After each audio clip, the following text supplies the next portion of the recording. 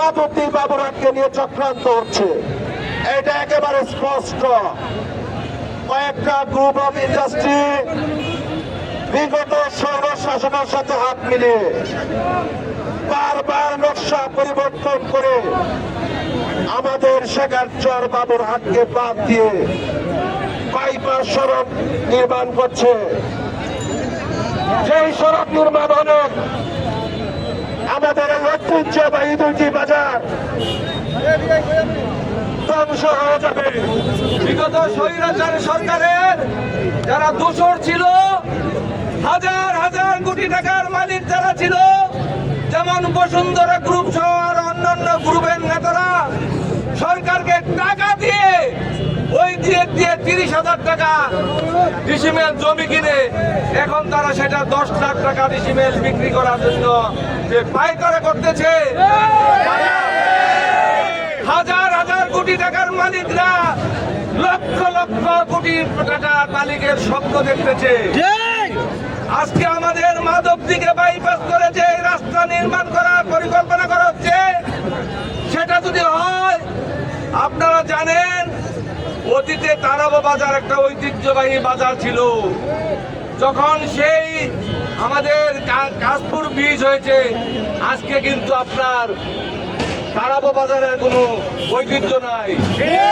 সেই চিন্তা করে মাধবদীকে অবহেলিত করে মাধবদী বাবুরহাটকে ধ্বংস করার জন্য সেই স্বৈরাচারের দোসররা আজকে আমাদের এই পরিকল্পনা করে মাধবদীকে ধ্বংসের পরিকল্পনা করা হয়েছে। আজকে প্রতিশ্রুতি দিচ্ছি, যতক্ষণ পর্যন্ত এই সরকারের এই পরিকল্পনা বাতিল না হবে ততক্ষণ পর্যন্ত আমরা রাস্তা ছাড়বো না।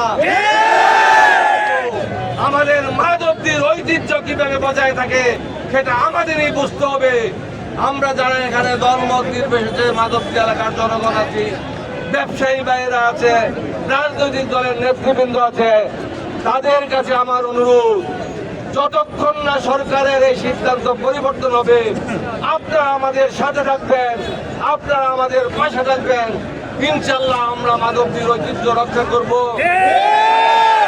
থেকে যেমন মাধবদীর ঐতিহ্য ছিল, ভবিষ্যতেও যেন মাধবদীর ঐতিহ্য বজায় থাকে।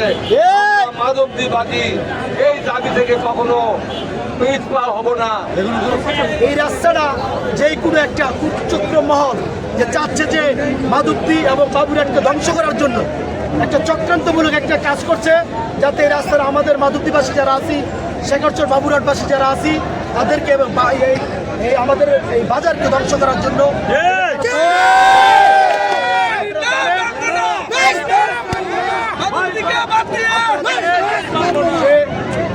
মাধবদী শেখারচর বাবুরহাট এখানে আমরা দেশের জন্য সুন্দর জানাতে যে আমরা কিন্তু কাপড়ের শিল্প যে কারখানা এবং যে দেশীয় প্রোডাক্ট যে দেশীয় কাপড় আমরা তৈরি করি, 70% কাপড় কিন্তু আমরা তৈরি করি এই মাধবদী নরসিংদীর ভিতরে। সিদ্ধান্ত আমরা মানি না, মানব না। সরকারকে অনুরোধ করবো অতি বিলম্বে ওই রুট বাতিল করে আমাদের এই রুট চালু করার জন্য। যদি রাজ্যের মানুষের বাবুরহাট এবং মাধবদীকে বাঁচাতে হলে সবাই আসুন, আমরা দ্বিধাদ্বন্দ্ব ভুলে আমাদের প্রাণের দাবি আমরা বাস্তবায়ন করবো।